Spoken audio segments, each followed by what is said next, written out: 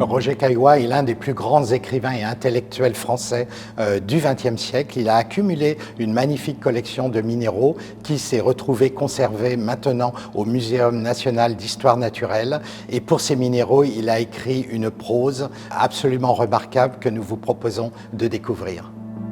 Roger Caillois sélectionnait ses pierres en fonction des impressions qu'il y observait, son imagination débordante, son érudition encyclopédique lui permettait d'y voir des tas d'images, des monstres, des visages, mais aussi des textes anciens, toute une série de sentiments qui parcouraient sa pensée et qu'il a réussi à traduire à travers ses écrits.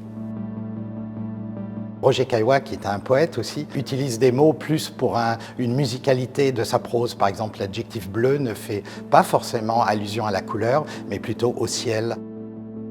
L'un des exemples les plus frappants est une barytine d'Angleterre, qui est un magnifique minéral qui avait été publié en 1962 du temps de Caillois dans l'un de ses nombreux articles. Et ce minéral avait été photographié en noir et blanc avec le titre « Visage de l'épouvante ».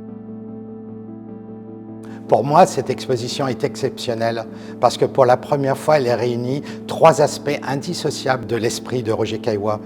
Bien sûr, le littéraire, bien sûr, le collectionneur de pierres, mais aussi l'artiste qu'il aurait tant aimé être. Et à travers cette exposition, nous avons ces trois inspirations complémentaires de Roger Caillois.